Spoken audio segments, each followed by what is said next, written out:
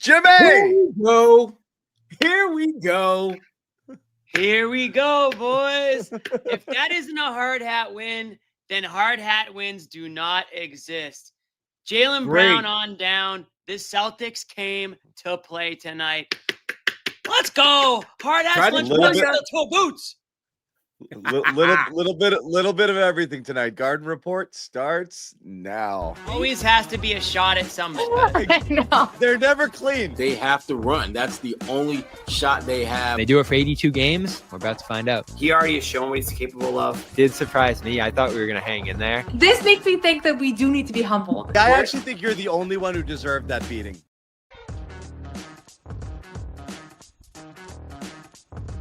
There we go. Why are we holding that, Amit? Damn it. This is one of those weird. Here we go. Thank you. All right. Thank you. The music hung so long it knocked out Jimmy's microphone.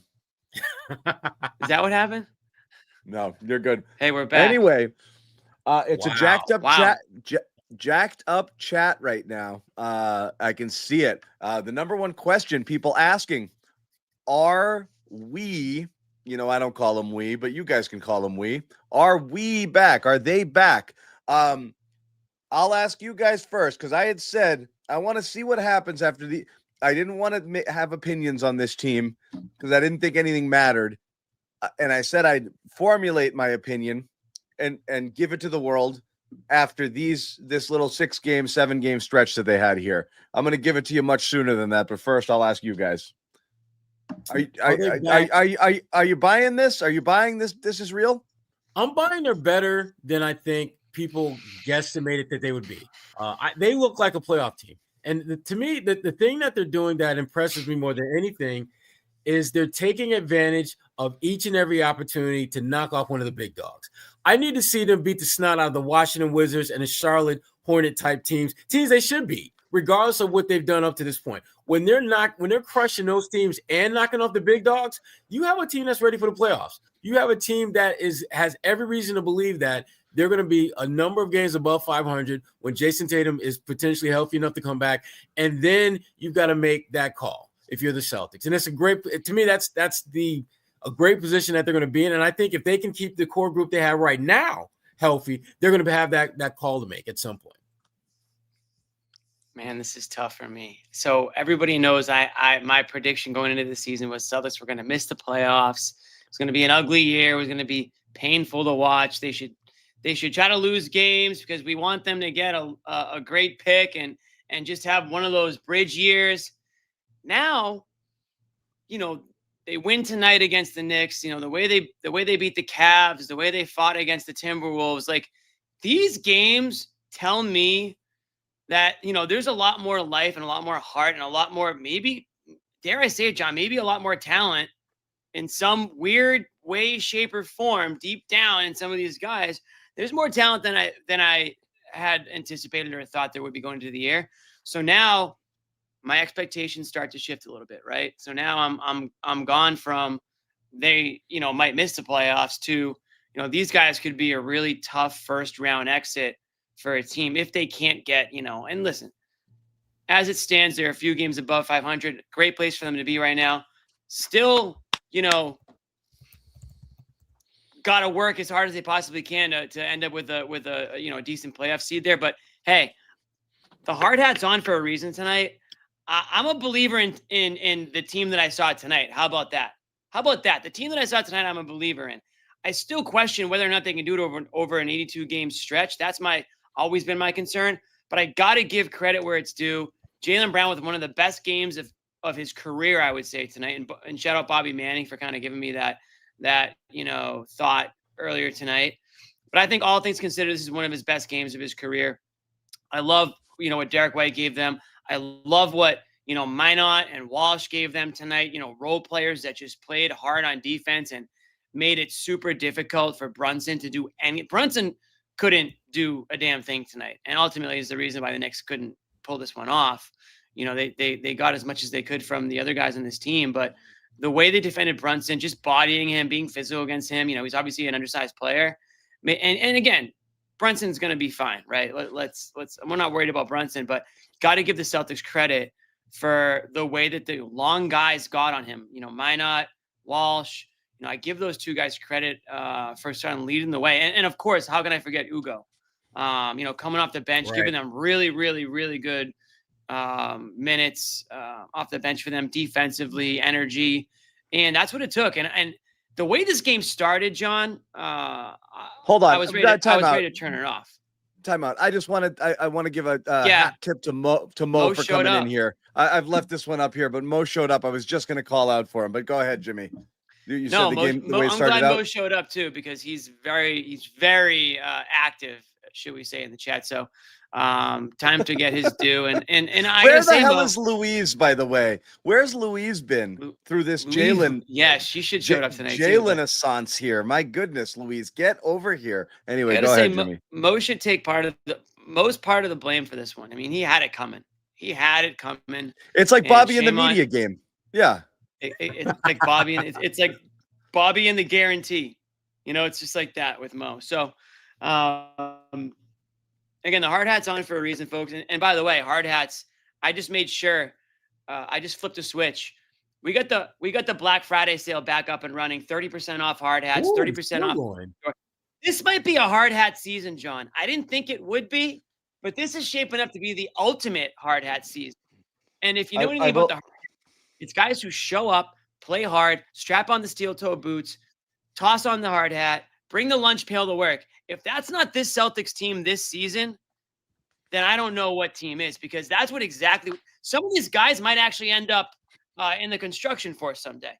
So figuratively and literally speaking, these guys are showing up and working hard and tossing on the hard hats right now. Yeah.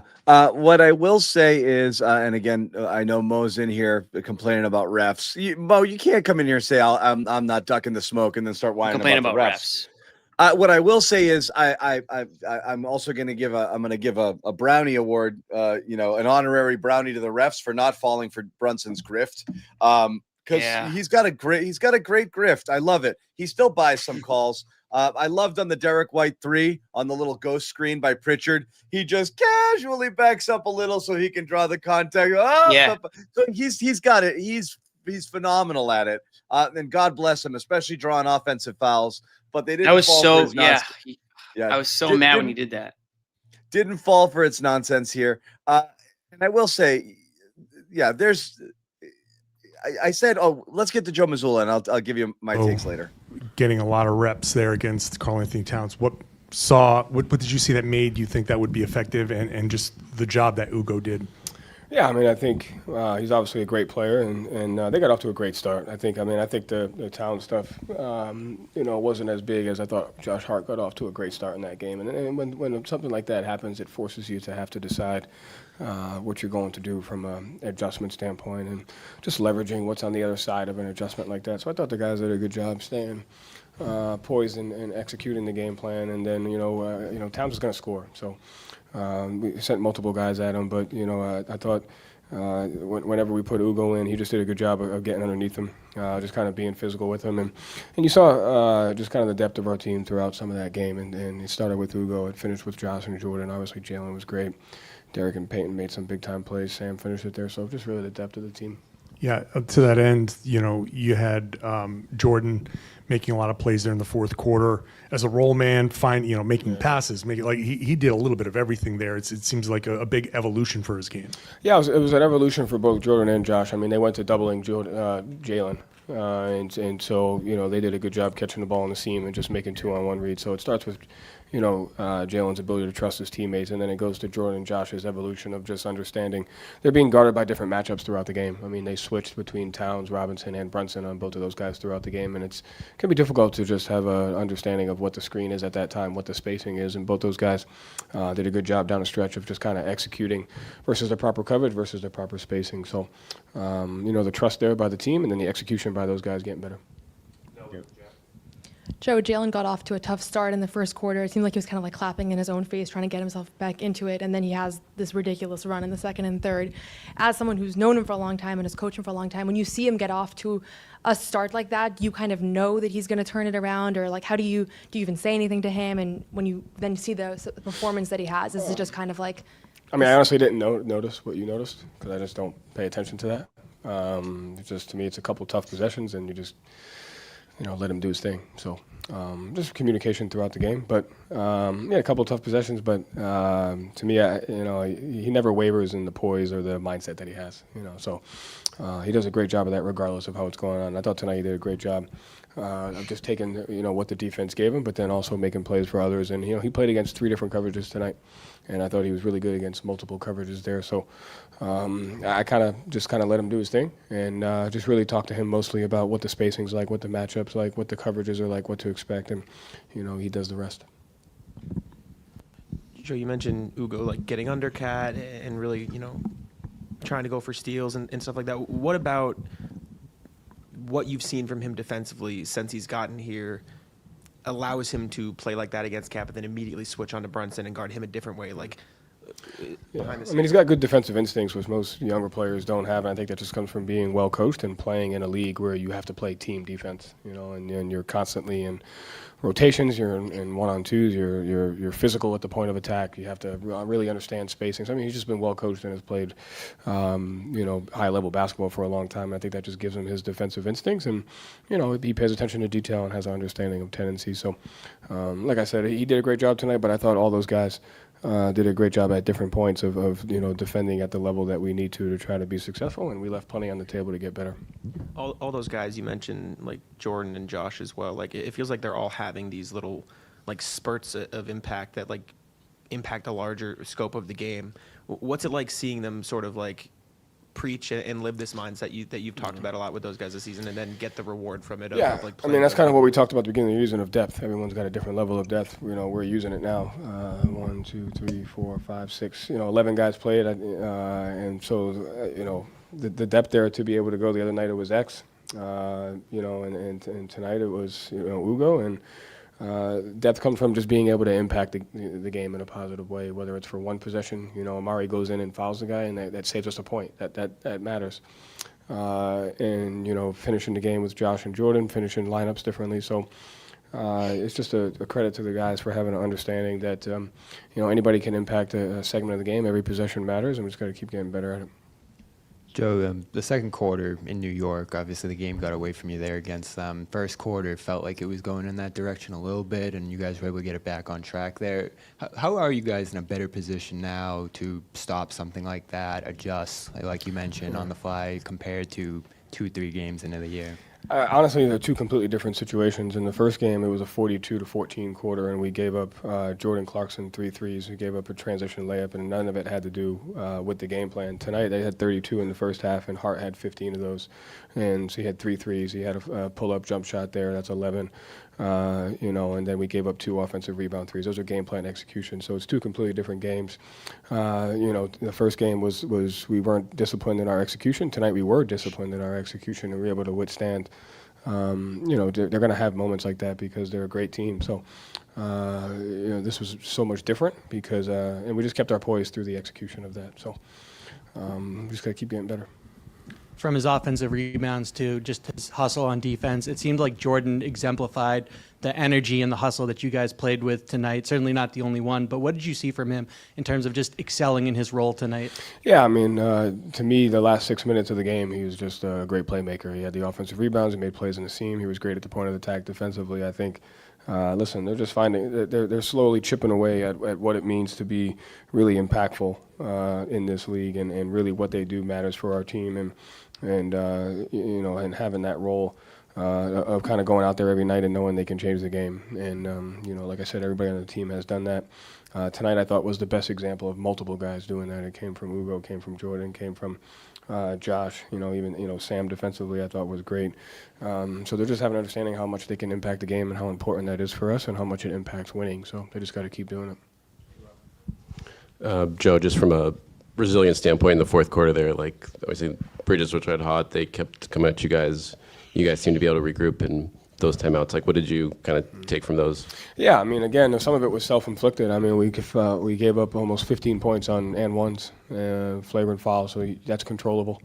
When stuff like that happens, it's we know we can just get back to the basics, get back to the discipline, defend without fouling, have an understanding of tendencies. So some of it was self-inflicted, but the poise to be able to just work through that And every game is different. So we knew we were going to have to score at a high rate because, how good these guys are. And I thought our offensive execution and poise kind of withstood some of our defensive mistakes that we made, but we kept playing. Joe, it seemed like, especially Bridges, who's very demonstrative, he kept talking to your bench, and then it just seemed like they knew they were going to catch you.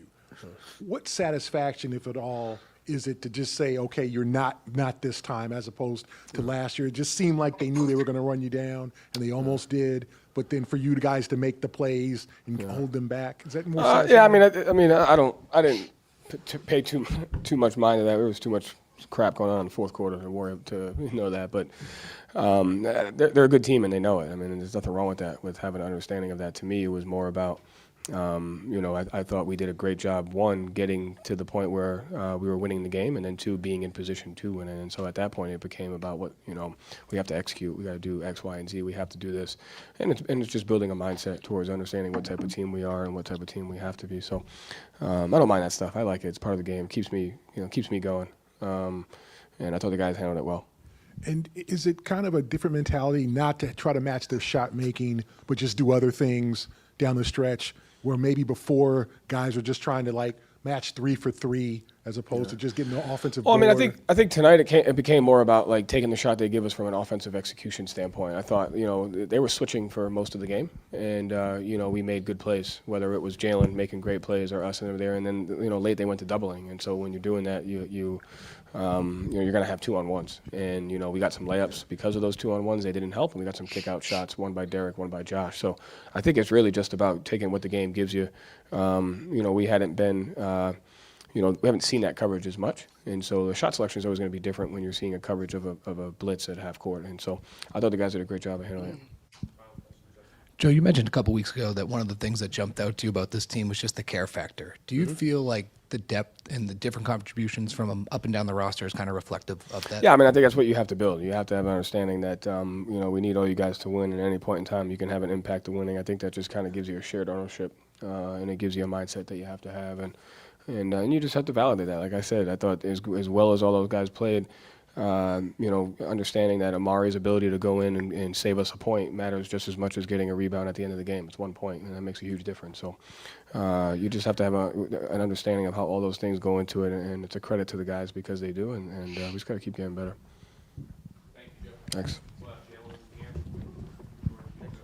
All right, that was Joe Mazzulla at the podium. We're going to remove Joe, and we're going to go back to our little situation here. So as I was saying, I don't know to answer the first question. I'm still torn between they're better than we thought, good, actually good, take that back, and actually a good team, or just a 500 team that hustles its ass off and is gonna not catch teams napping, but be able to compete with anybody, because I think the East, we were so concerned on the bottom feeders. What we weren't paying enough attention to is the top teams aren't that good. Right. And there's no teams in the East. There's probably a bunch of teams, a handful of teams in the West where you got to play a near perfect game, if you're a team like the Celtics, to be able to compete.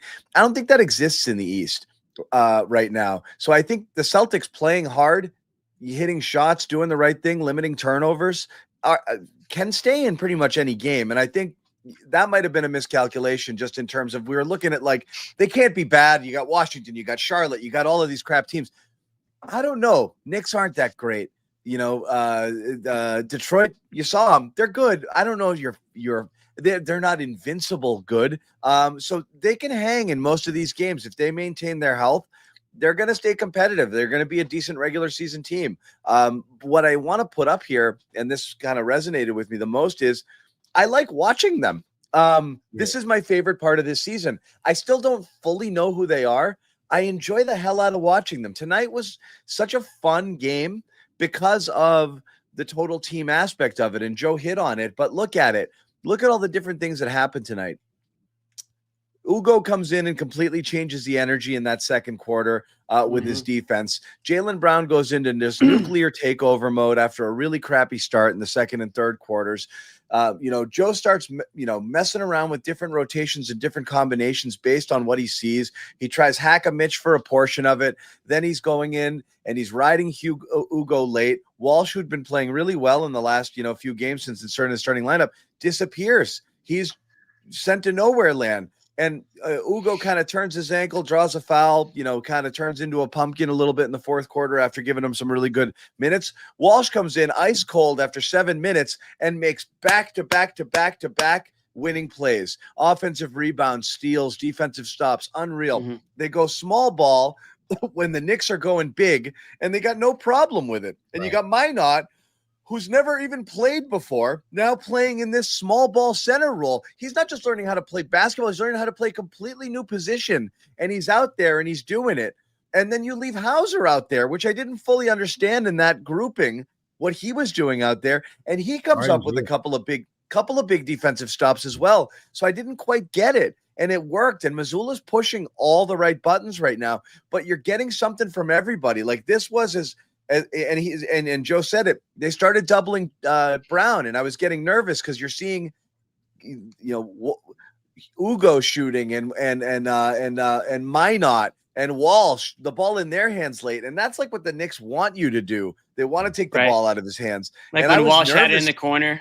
And then he went baseline. I was like, oh, God. And then he goes flying into nowhere land. And I was like, what's he trying to do? He can't dunk from there, can he? And he powers that one through. He gets a couple critical offensive rebounds. It was insane, just what they did tonight. So it's just, they're fun, right? The energy is through the roof. John, watching these guys, Yeah, I mean, John, I think that the point that you're making, I think this is why they're fun, because you have no idea what the hell you're about to see. You just know they're going to play hard. You know they're going to give themselves a chance to win. And what is supposed to be a gap year, when you have a team that plays as hard as they do and are scrappy and getting contributions from lots of different guys who are showing they may not be all-star NBA type players, but these are NBA players. And they're, I think, establishing their value throughout not just the Celtics front office, but also throughout the league.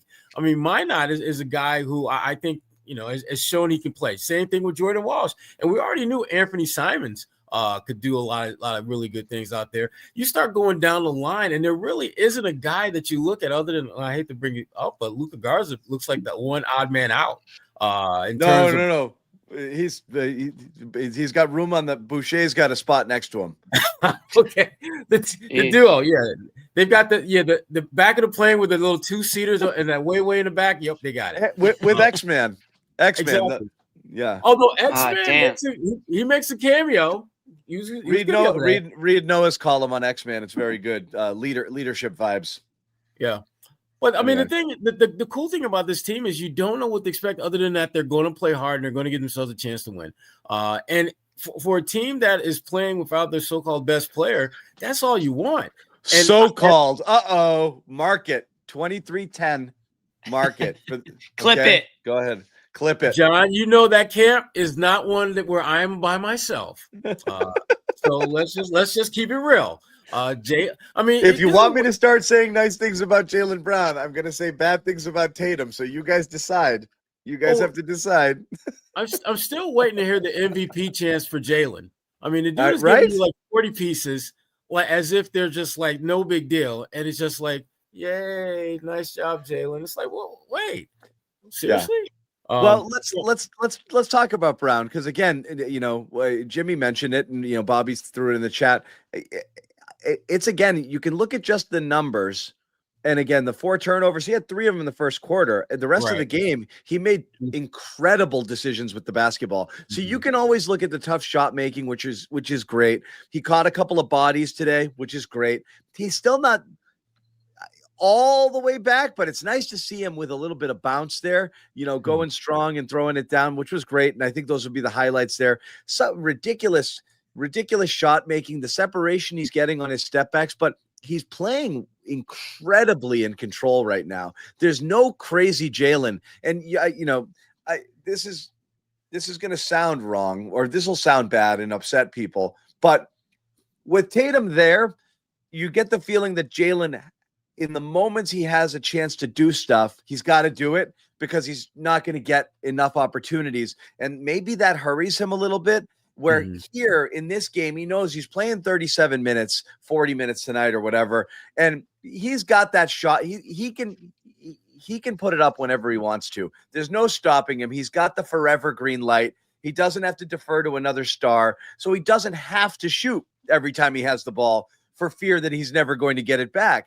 And he's just playing a lot like slower. And the reads he's making off of doubles are so much better right now. I thought he was terrific at that all game long. So it was just like he was incredible all night, but it was just the way that he went about it. It was just such an in control game. And especially they were throwing, doubles at him all fourth quarter. And he did. I mean, you had one turnover late. That was unfortunate. It could have been critical, but for the most part, he handled that pressure extremely well and didn't force anything. He didn't get in there and be like, geez, I haven't scored yet this quarter. Give me the ball. Go, go, go. I thought he was amazing. He's stepping up to the podium now. So let's hear from Jaylen. Fourth quarter, they start doubling you and you give the ball up to Jordan and he starts making plays. You're in a spot there where you've earned the right to kind of make your own decision there. Jordan's right there. Can you just walk us through like the decision to what, I'm not going to try to break this double team. I'm going to give it up and we're going to start playing that way. Yeah, that's the right play. They started doubling me. So I wanted to make sure. I wasn't sure at first. I wanted to see if that was their coverage. So I just dragged it out. And if you got two on the ball, the correct play is to get off of it.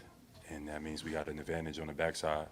So that's just the right basketball play, no matter what time of the game it is. And I trust my teammates. And Jordan, Josh, all those guys made plays tonight. You can go back to the Cleveland game where you kind of let Peyton cook at the end and close the game out. What's your evolution there of being on the floor and reading those moments and understanding like, hey, this is the right play, rather than maybe giving into your own, thoughts of saying this is my time? I'm still learning and growing, to be honest. I'm still, every game I take information and apply it to the next game. Obviously this year I have more responsibility. My responsibility hasn't been the same in the past. So, this year I'm in a new position and I'm still figuring it out. So I just take what the defense gives me, learning when to be aggressive, learning when to get off the ball. It's all stuff that I'm still, getting better at every game. Jaylen, it seemed like you were frustrated in that first quarter after a couple of turnovers and fouls, and you were almost like clapping in your own face, I think, if I saw that correctly. And then you come out in the second and third quarter and kind of go crazy offensively. Are you having like a conversation with yourself in that time? Do you know what you need to fix, and it's just like kind of snapping into it? Like, what's going through your mind in that moment? Just right there, I felt good. Like, some days you just feel like when the ball hits your hands, the ball just feels different. Today was one of those days. And it didn't start off that way because I had some turnovers and I probably was playing a little bit too fast. So I just told myself I'm going to just slow it down just a little bit. And then it was off to the races after that. Jaylen, you guys went small a ton tonight. Have done a lot of it, obviously, in the last couple of weeks there. Where are you guys, how far has that lineup progressed for you guys, whether it's Jordan, Josh at the center there? And what does that give you guys on both ends of the floor playing like that? Ability to switch, ability to just be able to have more of an edge defensively, aggressive, attack the seams, etc. That small ball lineup is something that is new for us, but I think we're getting better at it. So we watch the film and stuff, how we can continue to make adjustments, but today was a good example of that. After you guys lost the first three games, you kept talking about like how much this team needed to learn, how it would take some time. How much progress have you seen some of your younger teammates make, and where do you feel about the group now after the progress you have seen? Yeah, I mean, it's easy to focus on like what you see now, but if you go back, to preseason, before the season, we're in a much different space now. You can see the difference if you go back and look at like some of those early games in the season. It's only been 20 games, and there's been a huge amount of growth from a lot of guys. Nimi, Jordan, Josh, even Baylor, Peyton. So we're continuing to take it just one step at a time, but the best is yet to come, so we still got a lot of work to do. And then tonight, they cut it from 12 to 6 on one play. Then they hit a three just moments later. What went into staying resilient in that moment? We deserved to win tonight, so we were the harder playing team. So even though when they were on their run, I felt like we just needed to come in and settle ourselves down, and we'll be fine. So, I mean, they made a lot of threes. Like Mikal Bridges made 8 threes. You know, I mean, he's a good shooter, but, you know, we just needed to settle ourselves down. And then we did, and we made plays. So, big-time win. As they made their run, whether it's the crowd or people on the team starting to feel like it's deja vu almost, what was your message to the group? Fourth quarter, you know, everybody take a deep breath. You know, do your job. That's it. Don't think about nothing else, and come out and have fun. And then Jordan, with some of his offensive rebounds and just his overall hustle on defense, seemed like he exemplified the energy and the hustle you guys played with tonight. What did you see from him in terms of just excelling in his role? Yeah, I'm starting to see Jordan, man. He's playing like a grown man, and it's amazing to see just from, you know, him. Man, like a grown man. He's learning every day, so I'm loving it. Jaylen, to Jay's point about kind of learning how to do things with this group that has so many different pieces, was there a specific moment or game where you kind of felt that sort of come together, acknowledging that, as you said, you still have a ways to go here? Yeah, we showed flashes early. Like, we had some good wins early. We beat Cleveland early. We had some good wins early. Even that Detroit game, our fourth game of the season, we showed some really good flashes. So it's been there. It's always been there. We just have to put it together just a little bit more consistently. I think that's the nature of the league. How consistent can you be? So that's what we're trying to put together. Jaylen, it seemed like when they were making their run, like Cat hit a three to cut it to 15, and he talked to the bench, to your bench. Bridges talked to it multiple times. It seemed like they knew they were going to catch you. How satisfying is it to hold them off? Because they're a talkative team. Maybe there's more or less than other teams, but it just seemed like they knew they were going to catch you, but they didn't finish the job. How satisfying is that? It's a great win for us, man. That was a great win. I'll take every one we can get. Obviously, a team that knocked you out in the playoffs, it's even sweeter to come back. But it's just one game, you know, so we just got to focus on the next one now, and that's what's most important.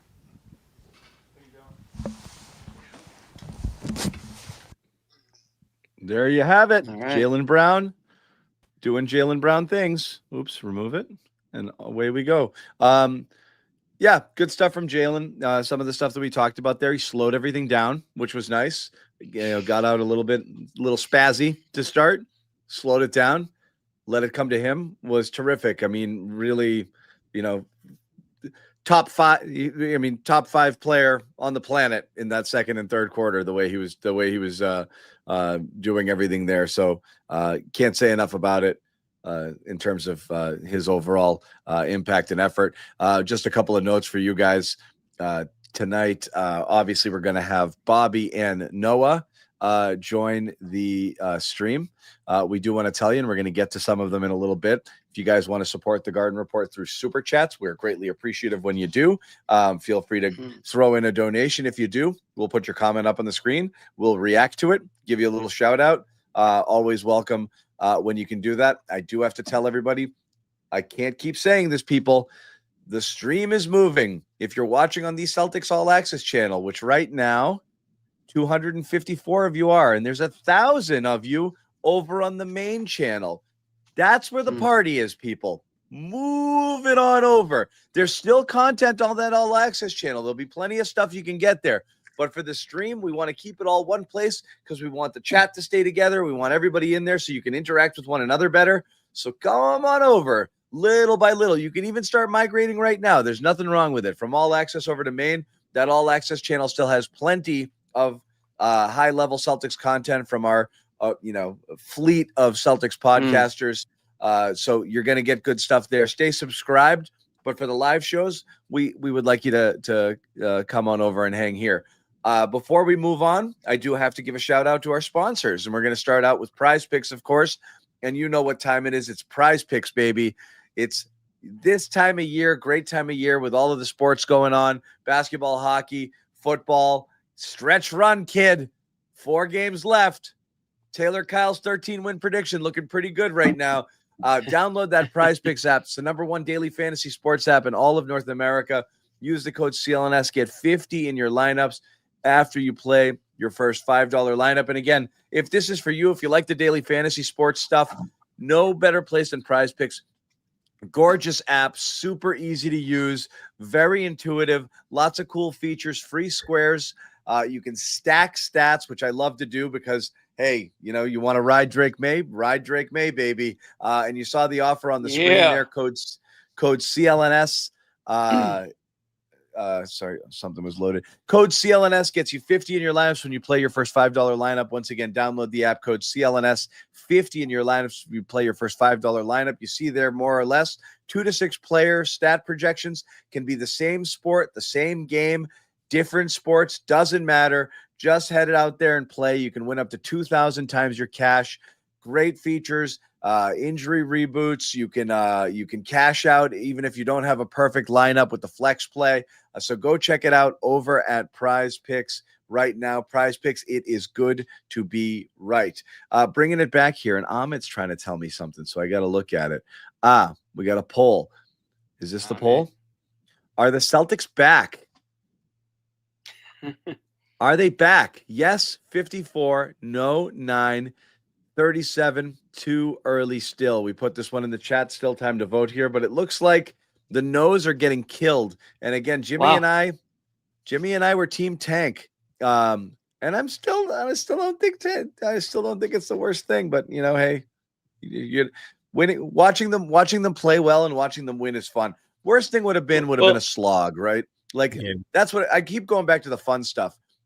You know, it's not quite Isaiah Thomas level of fun, but there's something about rooting for underdogs, and there's something about the energy that they bring, and there's something about what it means to them when they're playing well. So you've got Jaylen Brown playing at a different level, and then you've got a bunch of other guys just literally, hey man, I belong in this league, let me show you something. And when they do it, it means a ton to them, you know. I mean, and you're feeling that every single game. The vibes are great right now with this team.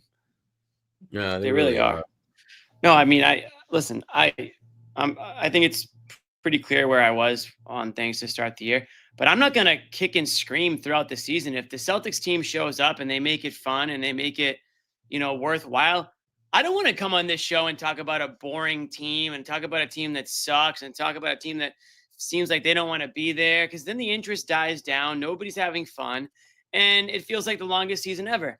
I'm totally cool with the team that exceeds expectations and makes a run, and you know, the players show that they belong in this league and that they can carve out a role in future seasons for Boston. I'm totally down with that. I just don't want to be stuck with a team that's middling and has no future this season going anywhere. This Celtics team right now, I'm just as kind of like up in the air, I think, as everybody else is, where I love what I've seen from them the last 7 games or so, let's call it.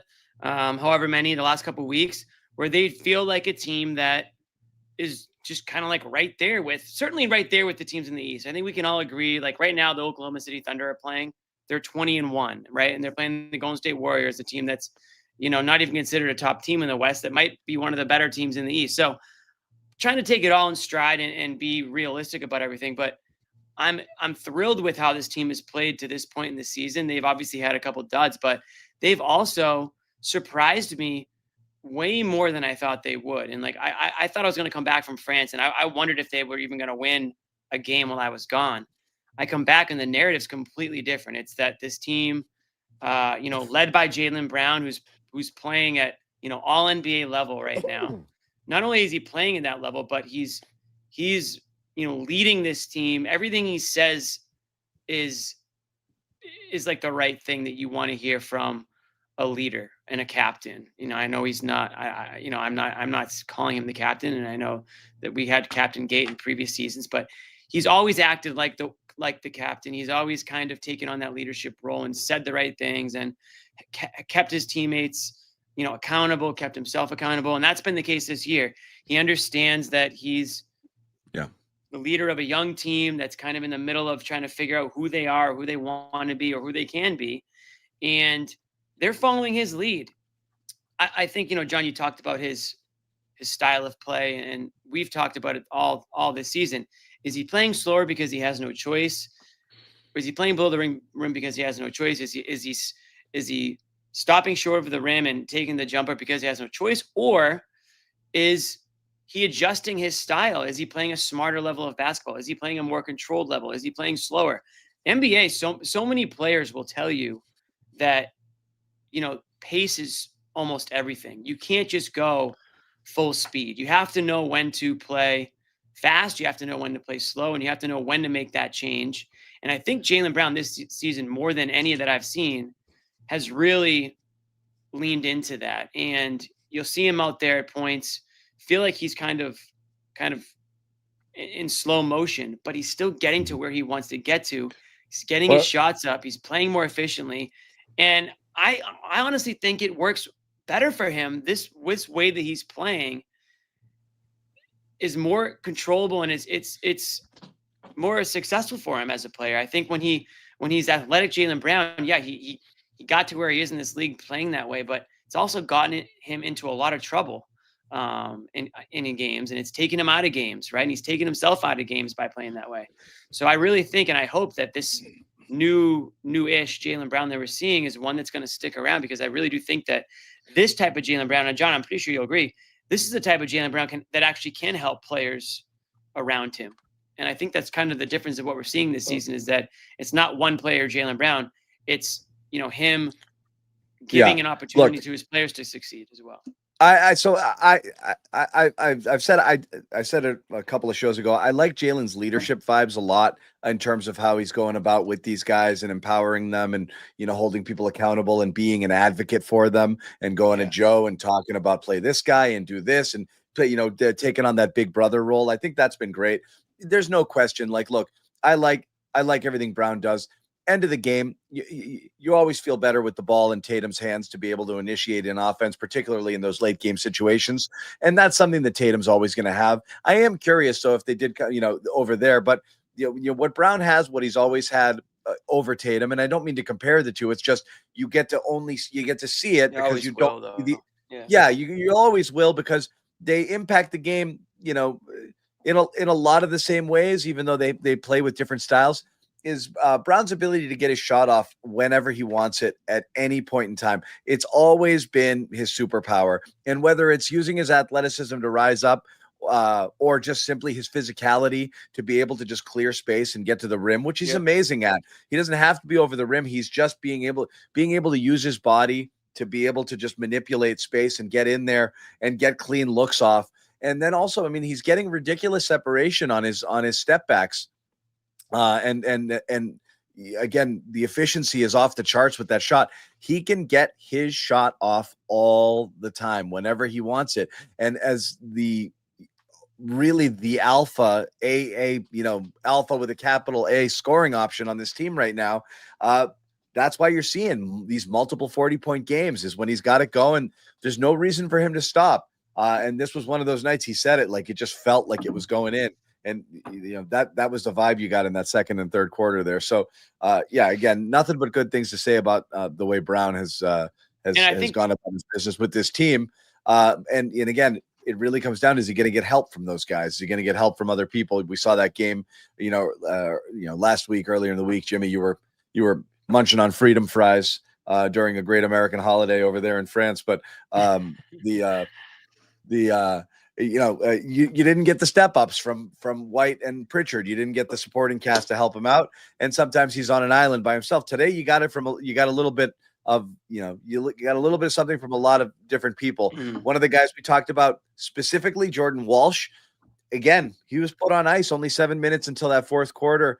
And he comes in late and he makes play after play after play after play. Here's Walsh in the locker room after the game.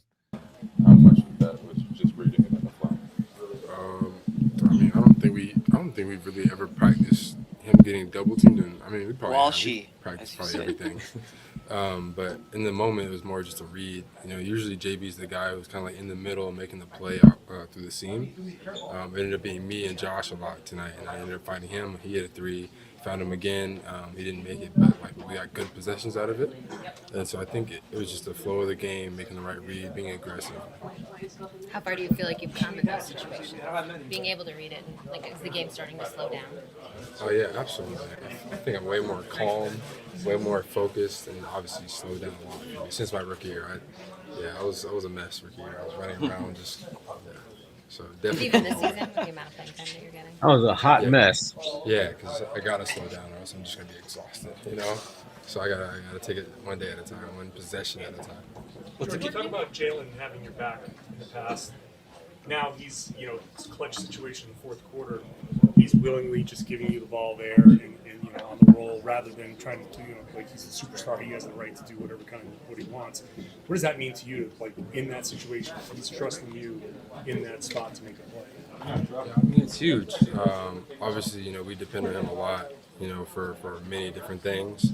Playmaking, scoring, all types of getting everybody involved. And then sometimes it's like whenever they're, super aggressive on him, like tonight when they're double teaming him, he's got to have help. And, I'm glad that it was me in those moments to be able to help him. I feel like me and his connection, off the court and on the court have grown so much and come so far that I feel like he can trust me in those moments. And I feel like that's huge. Not just us, but like our team. Have another guy out there who he believes in. What's the balance of playing calm mentally, but also with the energy you need to excel in your role? It's a balance. Everything's kind of a balance. Sometimes you crash, sometimes you don't. Sometimes you want to get back. Sometimes you pressure full court, sometimes you don't. Everything's kind of a balance, but definitely finding moments where you can affect the game in ways that that other people won't expect or aren't ready for.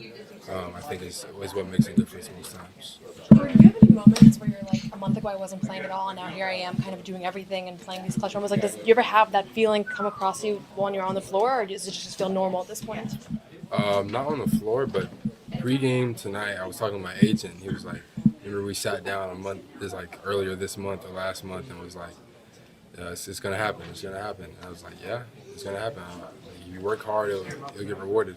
So yeah, I thought about it, today, and coming in and being able to finish the game out tonight is obviously a big step for me, and I'm super glad I could affect the game. Jordan, it feels like Ugo has had these moments throughout the last few games where he just comes in and causes havoc defensively. He did it today, early in the game against Cat.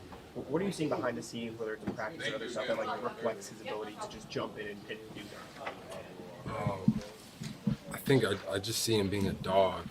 Just like every day, everywhere. You just see the way he works out. It's kind of like he's just like zipping So it's also cool to see. I love when he gets in the game. Last time we played New York, he did a great job in Brunson, and so he obviously did the same thing this time. I feel like he did a great job. Him and Josh came in and gave great minutes. Were amazing contributors. And they made the difference in the game. I feel like. As a final question for Jordan, has he been like that all season? He's a dog. Is it like from when he got here? Has he always been like that? Yeah, absolutely. I think so. Ever since I played with him, he's been, that scrappy guy, who wants to guard everybody, get all the rebounds, and just affect the game. So it's all about trying to keep him, in that mindset. All right, thank you, Jordan. And there it is. Jordan Walsh, as Jaylen Brown said, is a grown man now. Huge effort late in the game, drawing the praises of Noah Dalzell, who credited him with the victory. And I don't think that's you can't look at my in-game tweets and reference them after the game. Why not? Why? You just can. No, I'm just kidding. That's how it goes. Noah's on clap cam. She's on high five cam. I was talking the high five. I'm sorry. I thought there was more. Okay, I'm sorry. The clapping thing, I'll drop. Joan was talking to himself. I thought there was more there to it, but no, he probably would. So. No, I thought there was an astute observation. No, I really. Joe's like, what are you talking about? I thought the Joe high five changed everything on the sideline for Jaylen. Bobby was thrilled after you took that bullet for him. It was great. That was cleared him to ask his own question. Anyway, no, allowed him to slink out of the interview room.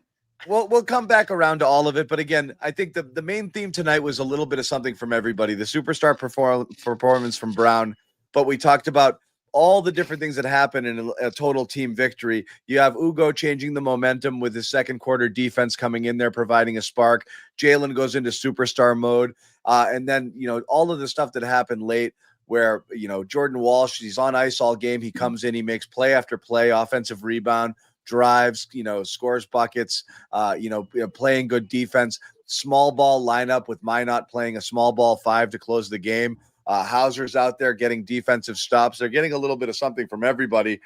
Joe Mazzulla pushing all of the right buttons. An incredible overall team win. I don't know where you guys want to start with it. I think the Walsh stuff is where you want to start here because it's getting crazy, and we don't want to do what we did with Minot, where we said revelation, how are they going to keep him? What's the contract going to be? This guy's going to start, and then he's back on the bench and relegated for. And it happened tonight to Walsh. I was like, oh my God. I was like, it's happened a couple of times to Walsh now since this starting run began for him. So he's found ways to get off the bench and come back in and reset himself. Obviously, the Brooklyn game, he was back in the starting lineup the next night. In this one, he gets back in for the fourth quarter, and he's able to play through stuff and bounce back from a bad performance, a game where he doesn't get as many minutes.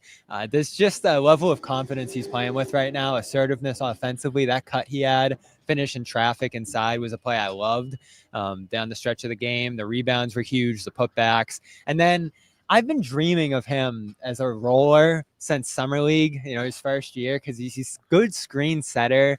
He's a guy that I want to get going downhill. And how many times did I say it when he couldn't get into games through the first 2 years? Let him do some stuff other than stand in the corner and take 2 threes. And if he misses both of them, it's a bad game from him. Now he's screening, he's rolling, he's making passes in those positions, he's cutting. This guy has a lot more in his game than a jump shot that's been solid this year, but hasn't made or break in his offensive game. And the fact that he is fitting in offensively too, alongside with all the defensive contributions, is what gets you really excited about him as a player. I mean, every basket in that fourth quarter was critical, right? Like, it felt like they could not get a stop. And not only that, but it felt like the Knicks were scoring 4 points every time they came down the floor. And so Jordan's ability to finish around the rim, to be honest with you, maybe I'm wrong. I don't think it was there a couple years ago. I mean, I didn't see it in the G League. I didn't see it at Summer League. They didn't put him in those positions, though. Right. Yeah, but even when he did go to the basket, I mean, he's going to the basket now. I'm like, that's like a Jason Tatum drive. Like, strong. He has some nice finish around the rim. He's controlled.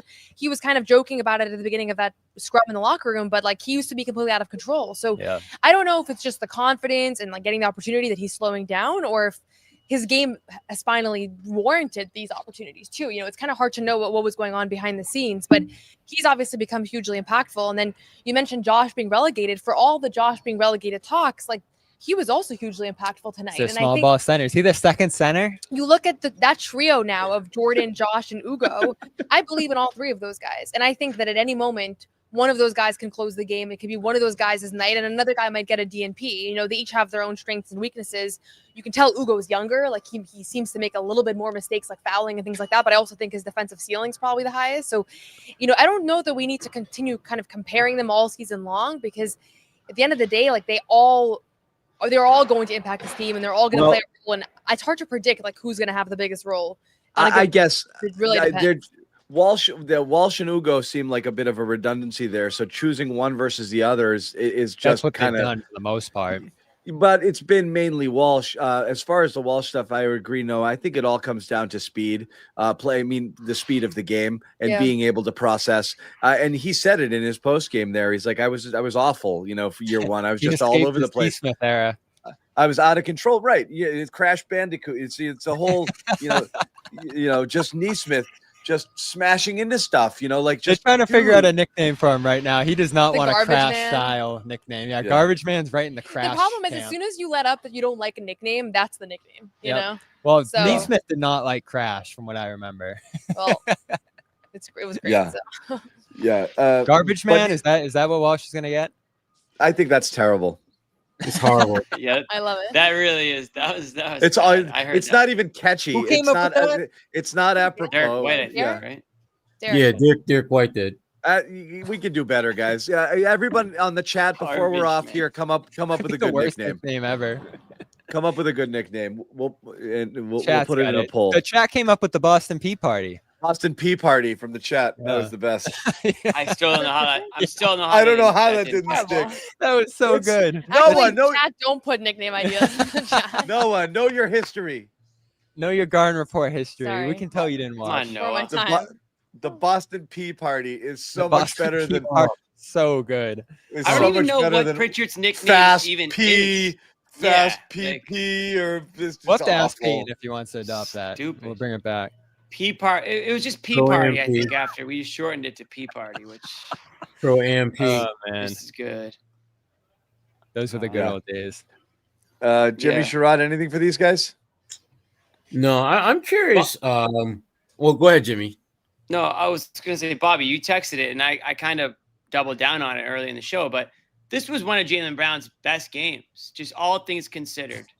You know, the role that he's in with this team, like the supporting cast around him, going against a big Knicks, a Knicks team that has big, aspirations here on national TV, and just the way that he went about getting his 42 points. Obviously, a slow start here in the first quarter, but he was the reason for that second quarter surge to put the Celtics ahead at halftime. And, he just picked up where he left off in the second half there. And I mean, they stretched the lead to 18, I think it was, or close to it. Yeah. In that third quarter. So, I mean, it wasn't just Jaylen Brown, but it was by far, he was the main reason the Celtics won this game. Yeah, and you can nitpick a few things. The fouls early, he ends up in a little bit of foul trouble. Late, he threw that pass out of bounds out forward that could have hurt them. But before that's the it, jump though. ball, but Everyone's that's like, it. you're not going to get a perfect game out of these No, I'm guys, just right? nitpicking a few plays before I shower him in praise. This was his best game ever, I think. We can go back to 2021 and find some bigger scoring games, I'm sure. And he's had games in the past. Where were you when? The stat sheet better. Yeah. But just think of the circumstances. I mean, this was a team. This is a Knicks team. I know down OG, which is important to note, that looked like they were just in another class than Boston in that last game. Like the 28 points. And in the first 5 minutes of this game. This one feels like it's gosh. going that way. I know Joe didn't agree with me on that, but this one felt like it was about to be a very similar game to that one. And he just pulled them out of it with his consistent isolation dominance. And when he was lining up defenders in this game, the just level of arrogance on his face, like, these guys are standing in front of me. Are you kidding me? Like, waving guys. Like, there's just such a level of confidence to his game right now that he can get anywhere he wants, one. And two, that if you do throw some extra pressure at him, as the Knicks tried to late, that ball is just going to shoot right out of his hands to where it needs to go. And he was in full control as a playmaker late in this one. He has tried to squash that story of this year being about showing what he can do leading a team. Watch what I can do if Tatum's not here, all that sort of stuff. He's crushed it as a talking point every time it's come up, along with Joe. But this is exactly what we thought could happen, potentially, best case scenario. He looks like a second team All-NBA guy who's able to carry a franchise as its best player right now. This is, if you were a full believer in Jaylen Brown being able to do that with the opportunity, this is what it was going to look like. And it's been amazing to watch. And they've needed every second of it. It feels like if he misses a game, they're going to lose. And he's been available for every single game. Yeah, I think the biggest thing for me, honestly, is the scoring ability. We knew it was there, but there was a doubt about whether it was going to be impacted by him not playing alongside Jason Tatum. Like, both of those guys have always played together, right? So there was always this question of, like, how much do they rely on the other's gravity? Yep. I feel like through 21 games here, it's pretty apparent that he doesn't need Tatum on the floor to score at an incredibly high clip. And I think the other question was, can he actually lead a team to impact winning? And obviously they get off to a slow start here, but I think this team has been pretty impressive with their ability to win games. 12-9 is obviously not like this incredible record, but 4 of their last 5 games, they have big time wins against good opponents. And you're just seeing moments of growth. And I thought that he had a really good answer to John Krallis, who asked him about, kind of passing up some of those looks. But I thought the play of the game was when he, at the end of the third quarter, has the ball. Everybody on the Celtics bench was calling for an ISO. Like, they were all calling for an ISO. All the players, Ugo, Jordan, they were all kind of like hitting each other. Ugo was telling him? Yeah. And then he draws 2 and kicks it out to Derek, who hits the 3 to give them the 18-point lead. And I feel like that has been kind of his MO over over these last couple of days. If you look at his stat line the last 5 games, it's literally insane. We mentioned the other night too. He set up that Pritchard 40-pointer. It's an insane sequence of games. Yeah. And yet he's not demanding the ball down the stretch. He's not forcing the issue. And I think that's such a hard line to walk, to have the hot hand, but to not force it.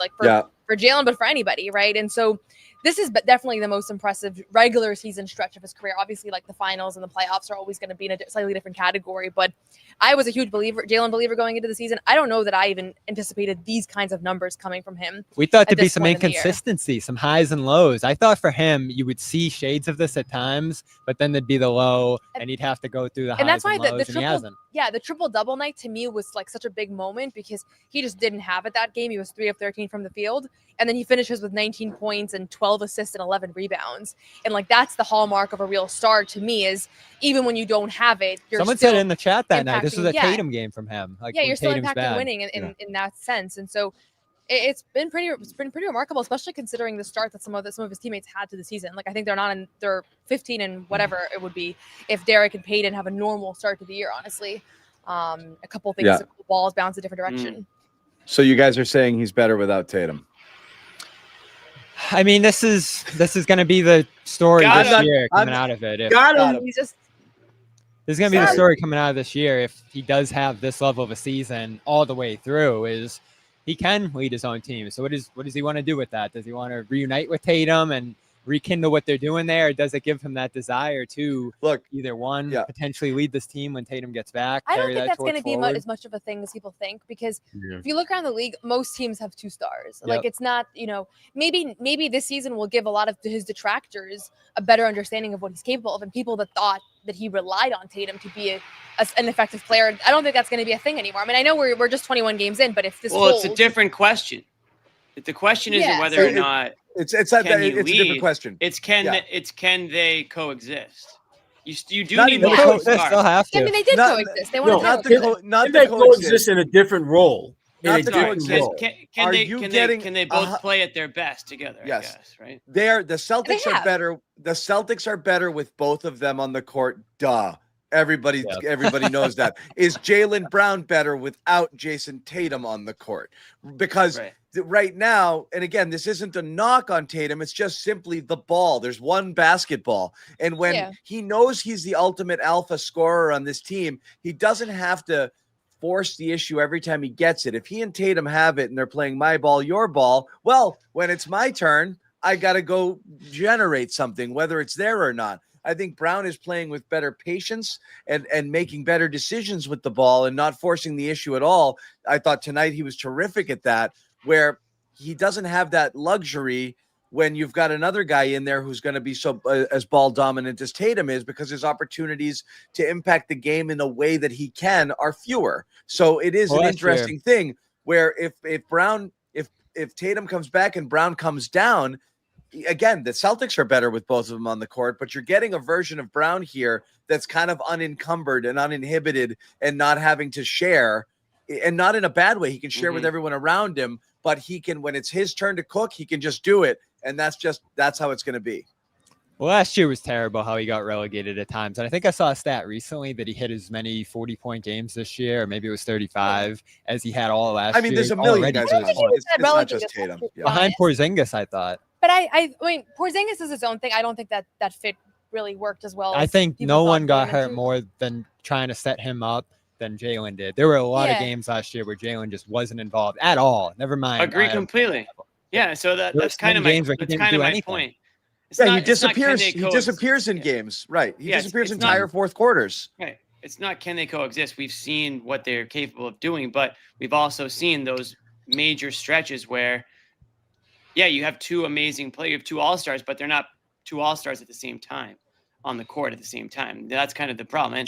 And to everyone saying, "Oh, we're still having this conversation." Yeah, we are still having this conversation. And let's also not forget, both Tatum and Brown, they won a championship, but they did need help. They weren't able to do it as the 2, guys with not much help around them. So, and let's be clear, regardless of what Jaylen's doing right now, they're not at championship level right now. They're going to need a lot more help with him to get that back to that. Sure. So here's my thing on it is that, we know that Jaylen Brown is going to score more points with Tatum off the floor.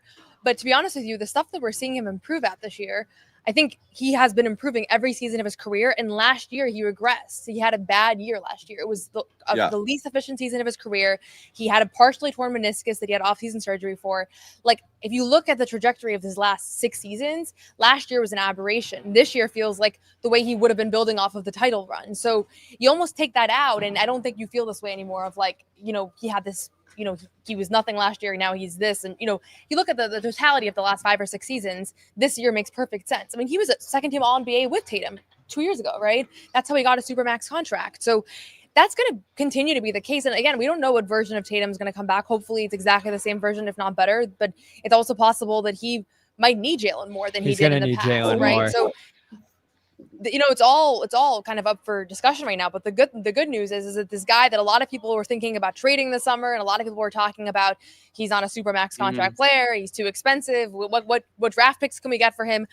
Again, it's only 21 games, but I think that looks pretty foolish right now because, to be honest with you, he's been better than a haul of draft picks at this point. Like, you just don't know how those players are going to pan out. And right now, Jaylen is one of the most consistent players in the NBA, night in and night out. I mean, it's been every single game, pretty much. I'm with you there. He's played well. We sometimes forget that Jaylen won an NBA Finals MVP, which is, to me, the hallmark of team basketball at its absolute pinnacle. And he did that with Jason Tatum by his side. And I think sometimes they had help, but not like Right. like it's not like KP wasn't there, Right. Well, and it wasn't like he wasn't really good. AP is not anywhere. And so to me, the idea that Jaylen was that there were folks who were contemplating what can we get for this guy never really made a ton of sense unless he didn't want to be here. And he's done everything in his power to make it clear he wants to be here right now. Well, every step of the way, they've been affirmed by saying, and I keep stressing this Brad Stevens front office has been of the mindset that if we do have Tatum and Brown, we can figure out everything else from there. And that's mostly been their approach going back to 2021 when they probably had made the clear, most aggressive thought of trading him for the Durant sweepstakes at that time. So this has been affirmed at many different steps of the way. The roster building around those two is going to be difficult, and we'll see where Tatum gets back to at this point. But to get this out of Brown alone, if Tatum's even a shade of who he was previously, and you have those two and figure out some other stuff, it does give you a little bit of a runway here into the future. Now, there is going to be a transition process when Tatum gets back. He will have to fit in next to Brown. I think what works well, and as Mannix told us on the show here, they are keeping their style pace-wise, mismatch hunting, those sort of things. They haven't changed the offense too much, aside from going to more mid-range shots. That could potentially help Tatum when he gets back as well here. But I think they're in a good position, let's say it's later this season or even at the start of next year, to ease Tatum in, have him play off Jaylen, and where that goes from that point on, well, that's what's going to have to happen. Tatum's going to be Tatum when he returns. No chance. He's just going to be Tatum to whatever level of efficiency, but he's not going to change. And that's where I think it gets interesting because he's not put Jaylen in that change his game. After what he's done. No one puts Jaylen in the corner. It's going to be interesting. This dynamic for sure. We're not going to have the conversation tonight, but I can't wait to ask Bobby. Like, if Jaylen Brown has an unbelievable season, like who are you going to hitch your wagon to? Who are you going to hitch your wagon to? Is it going to be both of them? The answer is both. Whoever is it playing better. That's what they're going to say. This is a pointless conversation. They haven't both been. I'm not asking it right now.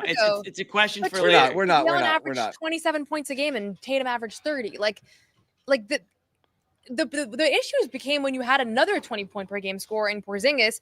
Drew Holiday, who we're seeing right now, is also a 20-point scorer in the NBA. Like, that was a super team that was very crowded, and sometimes Jaylen was the odd man out. We're not on a super team anymore. Like, we have a bunch of guys that we're trying to find ways to score every night. Peyton Pritchard had 42 the other night, right? So I don't think it's going to be that same feeling of like how crowded it feels offensively and Jaylen's being relegated when you don't have Porzingis that they were running actions for and forcing mismatch hunting and all that stuff. Like, that's where I think it started feeling that way. Before those guys got to Boston, very rarely. I mean, there was like the discussion around like the face of the team and who takes the last shot. But as far as the offensive flow night in and night out, like Jaylen was attempting a ton of shots. He was scoring a ton of baskets.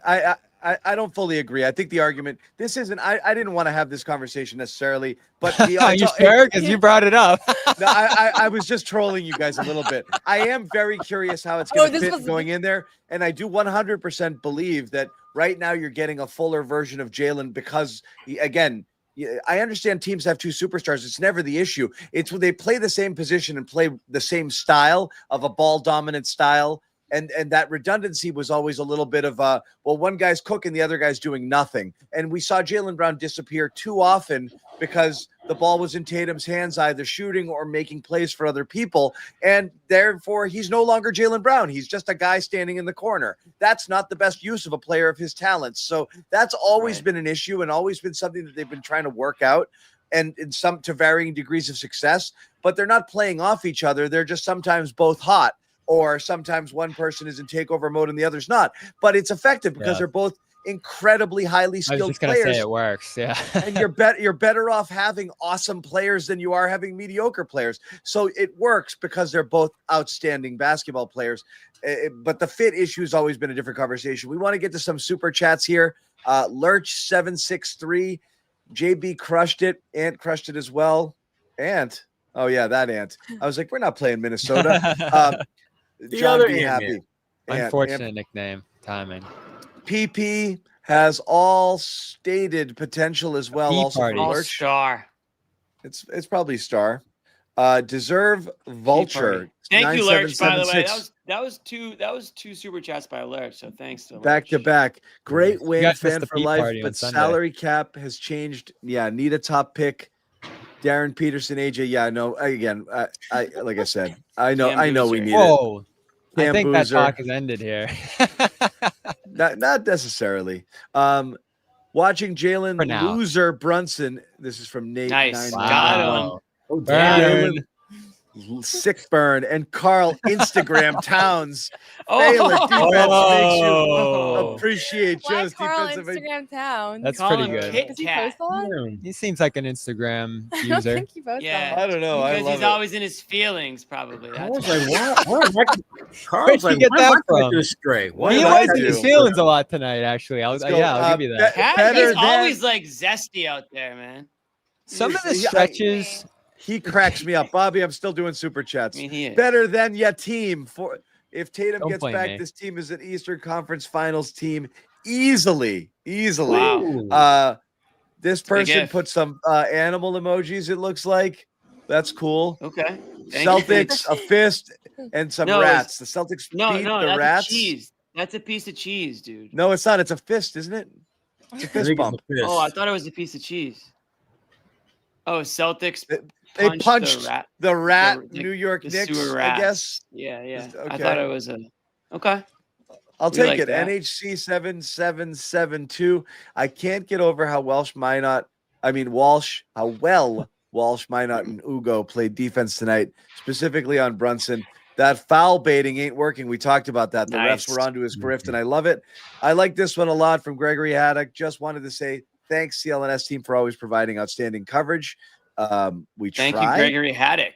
Big Haddock. Nice, Gregory. Appreciate it. Lurch jumping in again. JB is a super efficient scorer and his usage rate increased. What did you think he was going to do? I don't know. And Rollin, Good 2456. analysis. Do we know when JT will get his wrist surgery so he can hit shots consistently? Yeah, you think he worked on his The wrist while JT he's out with the conspiracies.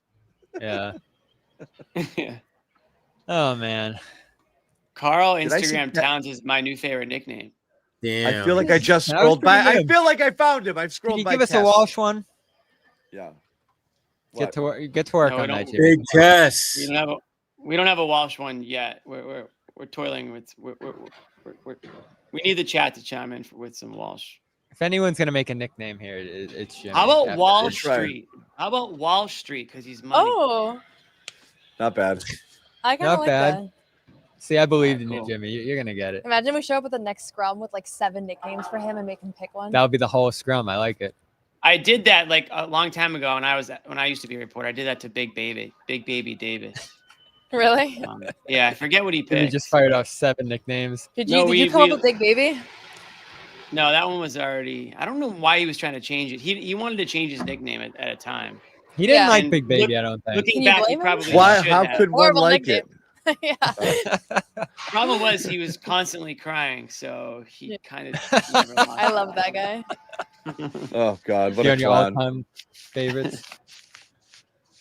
Maybe. Yeah, you said you can send him a care package in prison right now. Okay. Yeah. Oh, God. Dude, half that team is in A lot of that disses prison. tonight. This show is becoming like I need to stop laughing at these jokes. You know? Exactly. We were. A lot of strays I tonight. rescind my last 6 laughs. Fine. Fine. So what we were talking about at the top of the show is, we were kind of waiting for this little stretch here to kind of get a better sense of who they are. I can't imagine anything's going to happen over the next couple of games, ending with the Lakers game here, that's going to make us think anything other than, yeah, man, I don't know. Like that, this stretch tells you more about this team than anything I think that's preceded it so far. The way that they've played here. Huh? The Wizards? Yeah. No, I mean the Wizards are the one layup in this mix here, but this stretch here has been unbelievable that they've gone on, and they could have won them all, which is crazy. Yeah, no, and they're starting to show that there aren't matchups that they're not going to compete in, and again, it looked like that early. Like, they could have won that Wolves game too. You could have gone. Yeah. You could have after that Nets loss. I mean, you could easily be 5-0 right now if you didn't choke that one away. But Magic, Pistons, a Wolves game that was yours, the Cavs, you beat the Magic Knicks twice, Cavs twice. You beat the Knicks So, once. Pistons. I don't know what else to say here on this stuff. What you're good. You're a good team. I guess it ends with Toronto, Milwaukee, Detroit. It's still going. I mean, it's a killer stretch. But like, Jimmy, are you ready to say John's not going to do it? Are you ready, Jimmy, to say Never. there's a good team? They're not. I didn't say that they were a good team, but if you recall, I predicted them to miss the playoffs. So I am willing to. No, I'm saying, are you ready now to say they're a good team? The team I saw tonight looked like a good team. I need to see a little bit more of it. And again, the last week or so, let's say last 10 days, 14 days, they've looked like a team that resembles a good team. That's like as far as I can get right now. My concern is the consistency. That's all. They're playing good basketball. They're playing good basketball. I think they're a 500 team talent-wise that plays harder than most teams every night. They're like a regular season fun team. I do question, but they have been fun. Yeah. Just we'll leave it at that. But I'm trending Since in the that 0-3 direction. start, they've been good. I think that's just been what it's been over 12-6 quarter of the 0-3 season. start. Yeah. So that's a good stretch against a variety of teams. And I know you've gotten some breaks. I know you've had some situations where the best player on the other team was out. But more often than that, you've had either decent opponents or good opponents at this point. And as you've said, there's only been 2 games all year where you've been out of the mix. The Rockets one and then the Knicks one in the second quarter there. And then you got the Knicks back tonight. So this has done a lot for me. I'm super high on this team right now because they do just seem to find ways. I'm glad you're fulfilled. Yeah. I think that they've exceeded my expectations and they're playing hard. And again, that's why the hard hat's on. That's why it would have been on. It's a hard hat game. It's a hard hat game. It would have been on for the last couple wins if I was in the show. We were debating last game whether it was a hard hat. If I had a hard hat, I would have put it on after the Cavs win. Yeah. Jimmy's hoarding them. 2 starters out. I think you definitely would have had it on after the Cavs win against a team that has. That's the other thing too, John. They won without 2 starters on Sunday. Unbelievable. We missed you guys. We missed you guys. Sunday was an unbelievable game. Unbelievable. Yeah, that was 100% a hard hat game. No question. I mean, if you said going into this year they were going to play without Cade and White against Cleveland, that was a scheduled loss, and they won it. That's a crazy win. Yeah, that's crazy. I was super impressed by that. I said that was over and over win. that they would lose every game that Brown and White didn't play, and I've already been proven wrong on the first one. So that would 100% been a hard hat. The biggest thing that surprises me so far is Jaylen. Like, I think I had high expectations for him. Peyton and Derek, I think I expected one of those guys to turn into like an all-star level player, which so far that hasn't been the case. So what's been most surprising to me and probably everybody else is that there was all these unknown names that we really didn't know. And I think every single one of them has exceeded expectations. Like Jordan's better than I thought he was going to be at this point. Ugo's better than I thought he was going to be after watching him in Summer League. Kate is better than I thought he was going to be. Like Josh is better. So that's the part of this that is a little bit surprising. Like I had them winning 45 games. They're still they're only maybe a little bit ahead of that right now, but I thought it was going to be like the Jaylen and Derek show or the Jaylen and Peyton show. But in reality, it's been like a deep team. And when Joe was telling us like, oh, our deep rotation is a strength and like our unpredictability is a strength, and we were discussing whether there was some validity to that. I think we're seeing Yeah, I'll we're give him seeing that. we're seeing it in action. Like Oh, Joe. tonight was like the perfect. Joe deserves a example ton of it. credit this Yeah. year. So and honestly, Joe if we're ranking gets credit, the it's biggest Jaylen slice and of my Joe. credit cake. I'm giving it to Joe. Joe and Jaylen Oh, are neck you and doing neck at credit the cake? top. I was gonna do one. I asked Ahmed to make me one 2 days ago, but the guy's really busy. But my credit cake was Joe. We have a credit cake video. It was don't we? Joe 45 for the season, not for the win. Jaylen okay. 40. Just imagine in your head. Kada was 10. And then Did nobody I else gave gets any credit? 5 to all the other contributions from everyone else we didn't expect them from. That's fair. I don't hate that. That's where, but One piece of Joe pie with everybody in it. Joe, it's cake. It's credit cake. Joe gets a Oh, ton of credit. Ton of credit for this. Again, who would have saw that lineup closing against the Knicks tonight and being effective? Right. What was my bold prediction going into the year? You had Coach so of the many. year. Oh yeah, that's a good one. He wasn't even nominated for Eastern Conference Coach of the Month. There was like 5 or 6. I know. I feel like he might not get credit for what he's doing. I don't know. A lot of it's minutia. It's up to you guys. It's up to the media. You guys need to pump it, and like it always happens that way. Unfortunately, and this is his fault. Sorry, Joe. Crazy Joe does get more credit or more attention media-wise than Basketball Genius Joe. But I was at the Knicks shoot-around this morning, and I was asking Mikal Bridges, what do you think of the Celtics team this year? Like, you guys saw them in May. What's different now? What are your thoughts on them? And the first name he mentioned was Joe Mazzulla. Joe's coaching this team great. That stood out to me. Joe's a genius. He really Players is. and coaches around the league notice what he's doing. Players and players noticing it is really impressive. Yeah, Sure. he's a genius. He really is, and he's pushing all the right buttons, and he's coaching the shit out of them. Meanwhile, the chat wants him fired. Do they still? Oh yeah, after every loss, yeah. Sure. How involved is he in literally every like second of everything that they're doing on the court? He is just.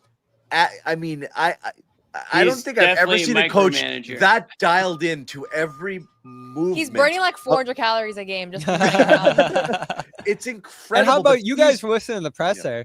He still had the details from that last Knicks game of where things went wrong. Every single play. Rattled off every single play. That was a Rain Man moment right there. That was like a month and a half ago. He's a genius. He's nuts, but he's a genius. He really is. So he gets a lot of credit, man. He's pushing a lot of the right buttons, and that's what always kills me is when people are like, the rotations are terrible. Like again, this isn't last year's team. Like sometimes these guys, you're going to put them out there, and you're just not going to get anything out of them.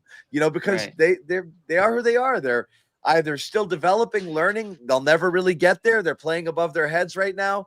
But like he's squeezing the most out of this that he can right now. It's pretty impressive. And they're playing hard every single night, and they're fun. They're fun to watch. That's my top takeaway. He's just I like getting creative watching with this the team. ingredients. He's got to put the meal out there, and he's only got a few ingredients to work with. He's just trying to get creative with it. That's all. That's all you can do. Everybody I meet on the on the street, in my basketball league, like in my life, everybody says this team has been incredibly fun to watch and more fun to watch than last year's team during the regular season. Yeah, like I think the underdog element and how hard they play and how it feels like they're just like squeezing every bit of potential out of the roster has been like super rewarding for people to tune into. And how much it means to them, Noah. I said that earlier. How much it means to each player to succeed and to play at this level and to do it for their teammates and to do it for the guys who were here last year. And you got Jaylen Brown playing the role of big brother, and how important it is for those guys to like show out for them. It matters a lot, and you can feel it. They get so hyped. You see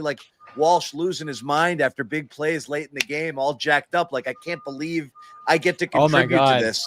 It matters a lot to them. We saw him go into the tunnel after the game, Walsh, as they were all coming off after the game, and he let out the Kevin Garnett yell as he went into the tunnel. He was so fired up. I was bummed my phone wasn't out. That was a cool moment. That would have been 3 million views on Noah's Twitter, but it was a great moment for him tonight. It would have been even better moment, I feel like, if you were able to see some of a guy like Derek get going a little more. I still want to see huge him. in this game. Yeah, he was good, but I still want to see him really just have a full complete game. I feel like that's the one thing this team's missing right now is Derek to just hit the ground rolling and look like Derek White again. I thought he looked like Derek White tonight, honestly. He's getting He hit it. the big threes down the stretch. Yeah. He was 50% from He the was field. active. He made some big defensive plays. Like Big when that defensive clutch plays. three goes in, that's almost like that ill-advised attempt, and then it's like swish. That's when you know I feel like Derek's feeling it. And I feel like these last few games, he's looked a lot better. He's getting there. You know, I want to see it carry night to night. I want to see it carry through a full game. Like there's a level we expect him to be at where we thought he would be at this year. And obviously you mentioned all the guys who have exceeded expectations. Derek's still that one. You're waiting for him to do what you thought he'd be able to potentially do So this maybe season. he's just in a Derek tough of spot. last year. That's not so bad, you know? That could be the case. You know, if that's where he gets Derek back of to, I think last he'll year would be accept that. unreal. Right. I'm saying that I think maybe it's like a lot of media members had these lofty, like all-star expectations, all NBA. Were you I think among some them? of us have- Stupid I had an media. all-star, yeah. Wait, No, wait. I'm a part of it. But I'm saying that it's part of it is Imagine like saying thinking. like all NBA. That would have been idiotic. Too. Who said all NBA? Was it you, Jimmy? I forget. Honestly. Jimmy had Derek winning all NBA, but also Celtics winning like 25 I games. love how we're 22 in pulling back the predictions. I also have but- them. This hasn't happened yet, but there's still a chance. I still have them going an entire game without a 2-point shot. So we'll see. I don't. Jimmy, field if goal. that happens, I'll give you $10. It was the ultimate Okay, rage deal. bait that episode. Yeah. Yeah. My point though good- is that maybe he doesn't make a leap to like this other level, but he was already a great player these last few seasons. Listen, that if I'm he can not- just regain that would be a win. you Yeah, know? I'm not killing him for what he did tonight or what he's done last week. He's going in the right direction. I'm just saying, like, that's the one thing, if we're talking about what you want to see from the start, him getting to that level again, I think is probably the All right. one missing piece for this team to get back above that playing line. All right, firmly. we're gonna wrap the show, but first, Nice.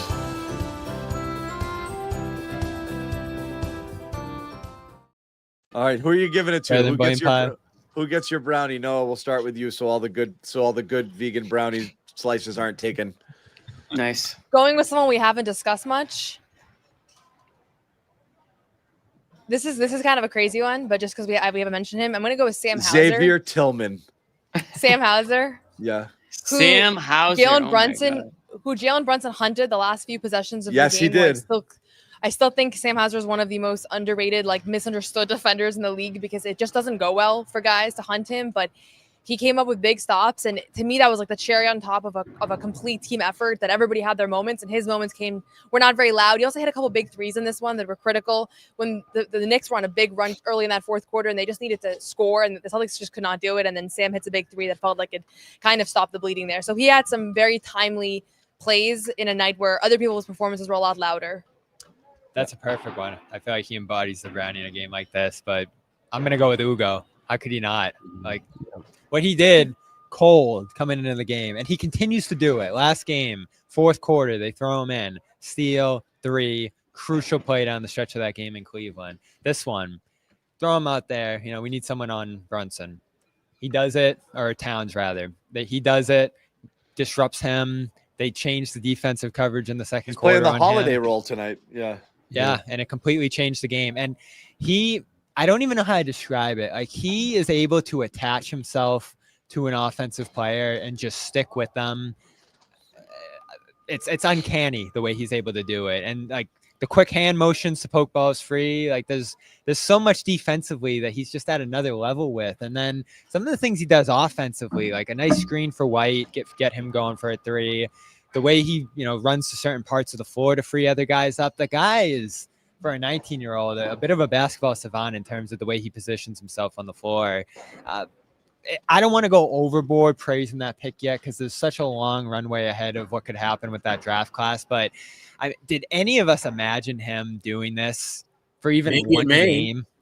Maybe in I Maine. mean, we all thought it was Maine for him. I don't know. I think we all thought he'd get some hustle minutes on this team because there just wasn't a lot of competition for it. I thought he could have earned himself a little spot. Right now, though, you just want to see, like, his energy is great and his defensive instincts are great. You just got to see that shot correct itself a little bit in order for him to get more consistent minutes. You know? Yeah, but we always talk about with players Because once you win he's NBA there. skill and his You on-ball saw- defense. You saw it in the fourth quarter. The Knicks willed the ball his way a couple of times, and he took a couple of shots, and that's what they want you to do. And he's got to get. But I mean, he's 19, man. It's incredible. I'll go Minot. because of the different role. The small ball five. What an interesting case he's been all year, right? Because you think like he's one of these guys who's like, kind of new to just playing basketball at all, and like he'd get the benefit of the doubt on some stuff. And Joe is so tough on him. He really, really is. And then he's very demanding of him. That Not Detroit only, game, he unloaded on him when he came out the court in the fourth. when he had that kind of wild, spin move in the lane and coming back, and Joe just tears his head off. But like, he does take some crazy shots. Yeah, but like he's knocking down threes, which I didn't expect that he would do, and then just sliding over into this small ball five role. Like again, he barely knows how to play his natural position because he just hasn't done it at the NBA level more than 5 minutes a game in garbage time. That makes it easier to switch. Previous destination, and now it's like go do this. And Go he's play trying to center figure- against Mitchell Robinson. Yeah, so he's trying to figure that stuff out on the fly. So, and he's got, I won't say jerked around, but I mean, he was in the starting lineup, and then he was in the circle of trust, and then not in the circle of trust. $20, and then they took it away. They took his money away. They took his $20. He had his forward position, and now they took that away too. Yeah. Jimmy A.Sherrod, any other candidates? The guy that I go with is Joe Mazzulla. He's pushing all the right buttons in ways that I wasn't sure he would have the cojones to do. I mean, he's taking guys in and out of the lineup, Jordan Walsh was basically, and I mean, I don't even know if he was in the doghouse. It felt like he might be underneath the doghouse. And then next thing you know, he's starting, and now he's arguably one of the most important players in this incredible surge that they're on right now. Crazy. Joe has done a phenomenal job this year. Yes, I'm using Bobby's word. Phenomenal. With just the way phenomenal. I haven't let a good one out in a while. He gets the brownie for me. Jimmy, who you got? You gotta bring that word back. Honestly, I was going to take every single player that you guys already named, but since we haven't mentioned Jordan Walsh, I'll give him my Brownie Award. So we have 5 different Brownie Awards tonight, and I think that it's hard to slice something in volumes 5. About what that explains like this team's makeup right now, and we already talked about it. Like I know I mentioned it earlier, just the fact that it's the unknown guys that have really stepped up this year and have really been the difference in this team's record, if you will, because came into the year thinking that they had 3 players in the starting lineup and a bunch of borderline NBA players. Well, we're starting to see that these guys do belong in the NBA, and I think tonight was a perfect example of the different ways that they contribute. So Walsh, obviously being in the starting lineup now as a guy that he even talked about it after the game, feels more comfortable, feels more confident, playing a little bit slower, just playing it at that more of that NBA speed, I guess, being able to turn it on and slow it down at the correct points. And no threes tonight, but found other ways to score. He had a huge basket at the rim that I still can't figure out how he was able to kind of contort himself and get that to go down late in the fourth quarter there.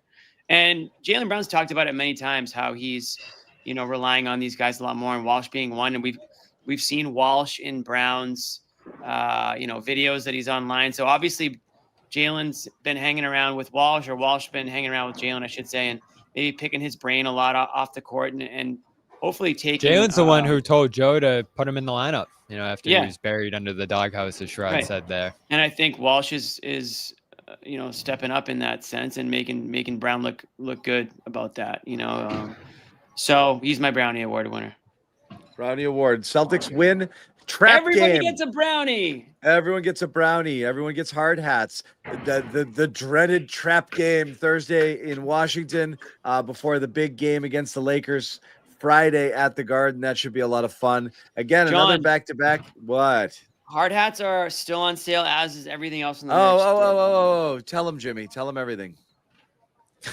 Well, I went into the back alley. I went into the back, typed a few things, activated the Black Friday code is still live. No one's going to unactivate a code on me. So the Black Friday code is still, deactivate, unactivate. No one's going to tell me how to say unactivate or deactivate either. So it's reactivated now. Jimmy's in charge. Listen, guys. This is a hard hat season. You know it. This is a team that's playing hard, literally. You might have to glue that hard hat to your head. toss them now. Get them now. They're 30% off. They're at the lowest price they've ever been, and they're not going to stay at this price. And people are going to be banging down the doors to get their hard hats when this Celtic team makes the playoffs. And it's all hands on deck. Everyone's going to be waiting for the hard hat. So get them now. You heard it. Jimmy said they're going to the playoffs. Well, as it stands, they're in the plan, right? So I can't say that they're going to fall out at this point. We'll see. That's what I was looking for. But it's hard hat season, so I'm ready to go. All right. Well, also, they make great guys. They make great Christmas gifts or they do Hanukkah gifts, whatever you celebrate. They make great good gifts. idea. We're about to unactivate from this show, so we thank you guys for hanging out. I'm swimming in hard hats, guys. Please help. Thursday night, Washington. Friday, the Lakers. So we got a couple more coming up. Okay. Celtics with a big LeBron. win. Big win. Defeating the Knicks. Yes. 123, 158. Once again, this might be the third time we've said this in about 7 days. Win of the year. Could be. Really impressive win. Celtics take down the Knicks 12-9, 12-6 since their 0-3 start. A couple more games coming up. We will see you guys on Thursday. Take care. 12-0 if you don't include the losses.